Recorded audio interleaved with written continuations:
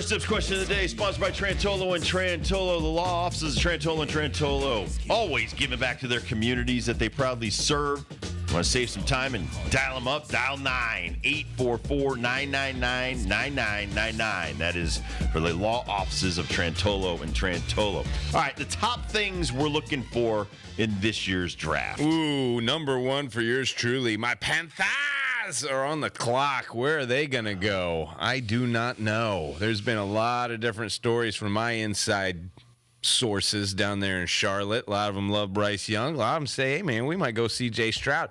Some even say they might go Will Anderson and go defense. I doubt it. I think that's just to float things out there to leave you astray, a long red herring, if you will. Also, my other team that I root pretty hard for, number 4, Indianapolis Colts. We may be talking about this guy next hour. I really like that Kentucky quarterback there for my Indianapolis Colts. But I don't know. Also, Bijan Robinson. Remember him from Texas? We really loved him last year. I think whoever gets that kid it's going to be like Pittsburgh Steelers getting Najee. I think you got to get a quarterback. I think the fact that Houston right now is the week of the draft talking about we're not going to draft a quarterback is nuts. You want your fan base to think that you're going in the right direction. You got to go with the future right now. Well, they're in a weird realm where they could mess with everybody's head. They're at pick number 2, right, and they could float that out there as well, where it makes my Colts at number 4 think, oh, maybe we'll get the remnants of Bryce Young or C.J. Stroud. But I'm with you. I think that is. They're going to get whatever Carolina doesn't want. At least that's my bet. Now, I've been wrong, and usually we're wrong on these predictions on draft picks because we continue to underestimate the stupidity of franchises. Jacksonville Jaguars, well, exactly. Cleveland Browns, That's right. Houston Texans. So, yeah, they're a wild card, man. It's like Jerry Jones. I mean, they've screwed up the draft many times in Dallas, and he said, listen, it's not about draft and who we draft. It's about coaching those draft picks. I agree with that. Yeah. But that's a little bit of your problem as well. You always wanted to be the head coach, quarterback, and the general manager, and you own the team. So why don't you let the people that know football handle the draft? So maybe this year Jerry takes a little step back and lets the football people run the show. I doubt it. And that's the problem. I doubt you have a lot of meddling owners that screw this up. Now, you're going to be at 27th. Actually, somebody forfeits their pick, right? So it's kind of gets weird right at the Chargers line where it goes from the 21 to overall to really the 22nd pick. So you will have the 26th overall pick, you Dallas Cowboy fans there. What's your need? What's your want and desire?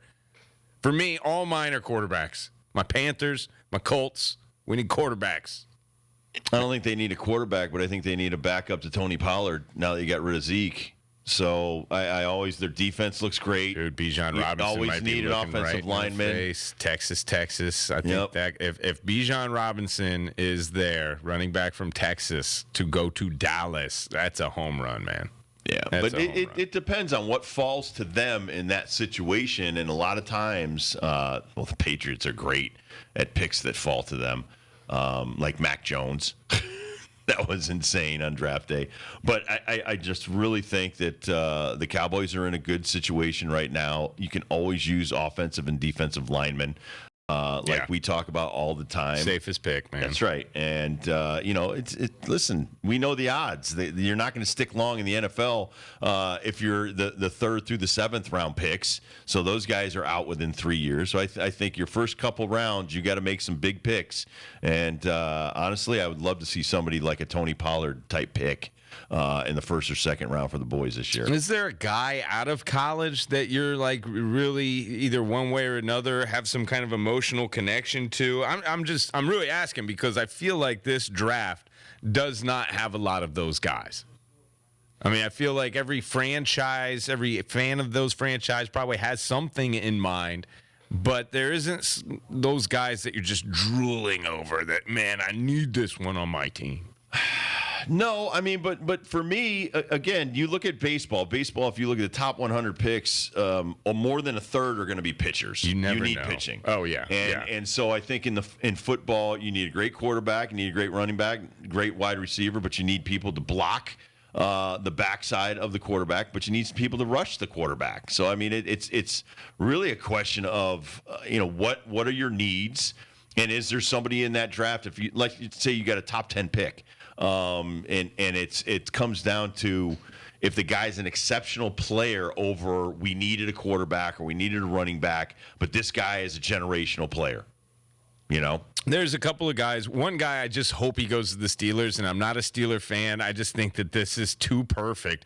Joey Porter Jr. out of Penn State, cornerback's got to be Pittsburgh Steeler. I mean, his dad was a Pittsburgh Steeler. He's grown up in Pennsylvania because of his dad. I'm sure he's got his own locker already.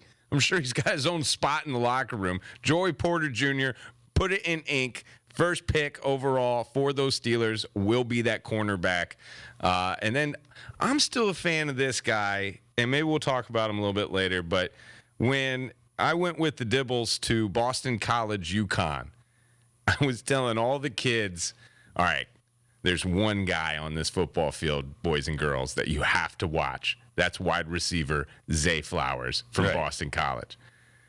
Zay didn't really back me up on that. Not that day. Not that day. That was But like maybe that was more Junior's doing, that they tried to bottle him up. Jim Moore Jr. Yeah, Jim Moore Jr. possibly. And I'm glad none of the kids listen to the show because they think, what are you talking about with Zay Flowers? You tried to sell us that mess all against UConn, and he did not show up in that game. But I think the world of this guy. I think he's been in college 1 year too long, and he's going to be a great slot receiver in the next level. Micah Parsons was the kid I was thinking about. And another Penn State, man. Unbelievable player. Didn't know he was going to be as good as he is.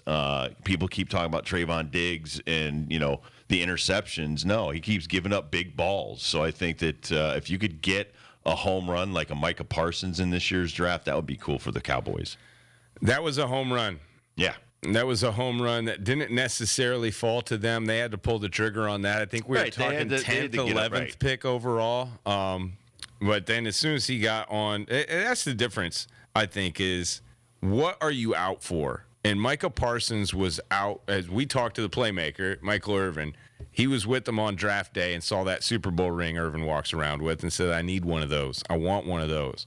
And Irvin, knew right then that this guy is not in it for the Micah Parsons brand. He was in it for the Dallas Cowboys winning a Super Bowl, and I think he's still there. But I also like what Jalen Hurts just said. He said, the money's nice, but championships are better. And he said, that's why I'm here. Yes, the money is going to be able to, take care of me and my family, but he wants to win. Micah Parsons, I just watched some video of him working out the other day. He's working as hard as he did probably, getting ready for draft day.